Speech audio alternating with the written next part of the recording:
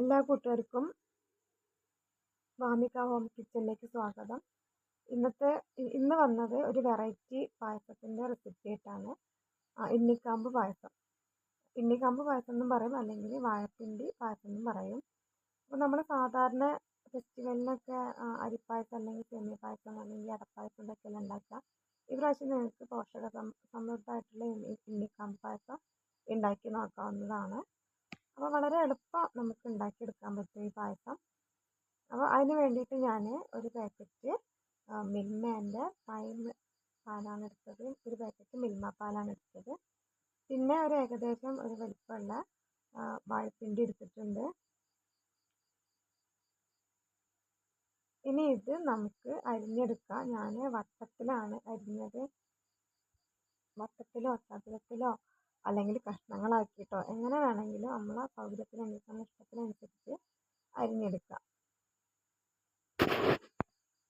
ഇനി ഇതൊന്ന് വേവിച്ചെടുക്കണം. അത്യാവശ്യം വേവുള്ളൊരു സാധനമാണ്. അപ്പോൾ അത് കുക്കറിലേക്ക് ഇട്ട് നമുക്ക് എളുപ്പം വേവിച്ചെടുക്കാവുന്നതാണ്. അപ്പം അത് കുക്കറിലേക്ക് ഇട്ടതിന് ശേഷം അത് വേവാൻ ആവശ്യമുള്ള ഒരു ഗ്ലാസ് അല്ലെങ്കിൽ 1.5 ഗ്ലാസ് വെള്ളം ഒഴിച്ചെടുക്കുക. എന്നിട്ട് അത് നന്നാക്കി വേവിച്ചെടുക്കുക. ഒരു 5-6 വിസിൽ കൊണ്ട് ഇത് വെന്ത് കിട്ടും. ഇതേപോലെ വേണം വേവിച്ചെടുക്കാനായിട്ട്. ഇനി ഇത് മിക്സീൻ്റെ ജാറിലിട്ട് നല്ല പേസ്റ്റ് പോലെ ഞാനിവിടെ അരച്ച് വെച്ചിട്ടുണ്ട്. ഇതേപോലെ വേണം നമുക്ക് അരഞ്ഞ് കിട്ടാനായിട്ട്. കാര്യമൊന്നും ഇല്ലാതെ, കഷ്ണങ്ങളൊന്നും ഇല്ലാതെ നമുക്ക് നല്ല സ്മൂത്തായിട്ട് അത് അരഞ്ഞ് കിട്ടണം. ഇനി ഇതിവിടെ മാറ്റി വയ്ക്കുക.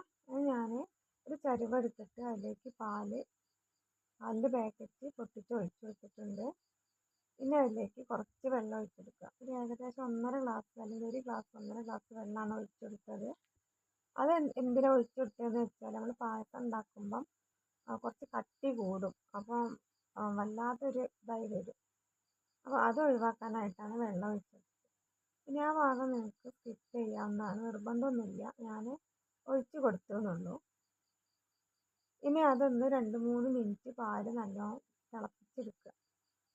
എന്നിട്ട് നമ്മൾ അരച്ച് വെച്ച ആ വാഴപ്പിണ്ടി ഉണ്ടല്ലോ, അതതിലേക്ക് ഒഴിച്ചെടുത്തിട്ട് മിക്സ് ചെയ്തെടുക്കുക.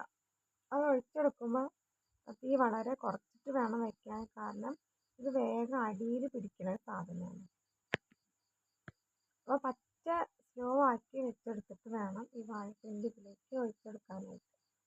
എന്നിട്ട് ഇത് പാലിലിട്ട് മിക്സ് ചെയ്ത് അടിയിൽ പിടിക്കാതെ സാവധാനം വേവിച്ചെടുക്കുക.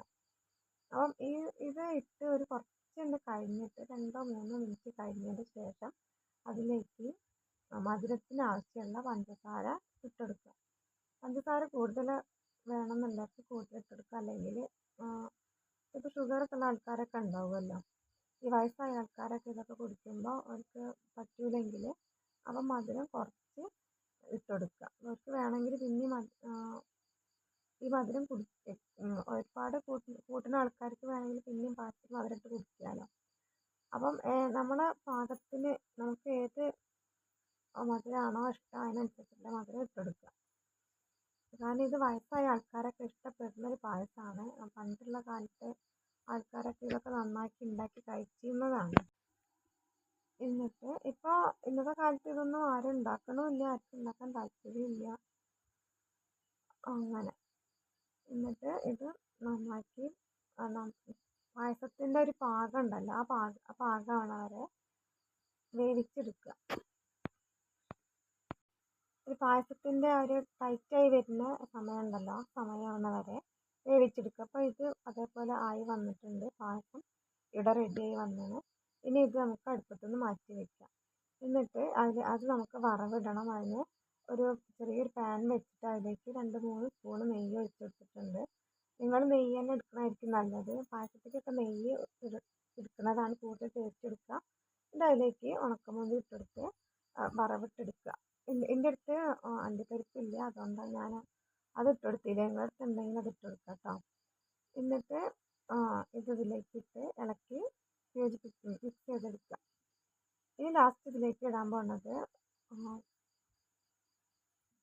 ഏലക്കായ പൊടിച്ചതാണ്, 3-4 ഏലക്കായ പൊടിച്ചിട്ട് അതും കൂടെ ചേർത്ത് കൊടുക്കുമ്പോൾ പായസത്തിന് നല്ലൊരു ടേസ്റ്റും മണമൊക്കെ വരും.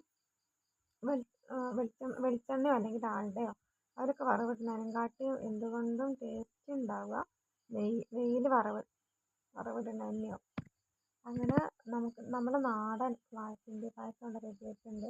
ഇതിൽ യാതൊരു കെമിക്കൽസോ അങ്ങനത്തെ ഇതൊന്നും അടങ്ങിയിട്ടില്ല. പ്രകൃതിദത്തമായിട്ടുള്ള പായസമാണിത്. ചിലപ്പം കുട്ടികളൊക്കെ കുടിക്കാൻ ഒരു വിമുഖത കാണിക്കും. കാരണം എന്താ വെച്ചാൽ നമ്മളത് കുടിക്കുമ്പോൾ എങ്ങനെയായാലും അതിൻ്റെ നാര് നമ്മളെ നാവിന്മേൽ ഒട്ടിപ്പിടിക്കും. അപ്പോൾ ചിലപ്പോൾ കുട്ടികൾക്കൊന്നും അത് ഇഷ്ടപ്പെടലുണ്ടാവില്ല. എന്നാലും നിർബന്ധിച്ച് എങ്ങനെയെങ്കിലും കുടിക്കുകയൊക്കെ ചെയ്യുക. അപ്പോൾ ഇത് വീഡിയോ ഇഷ്ടപ്പെട്ടിട്ടുണ്ടെങ്കിൽ ഒന്ന് ലൈക്ക് ചെയ്യുക, ഷെയർ ചെയ്യുക, സബ്സ്ക്രൈബ് ചെയ്യുക.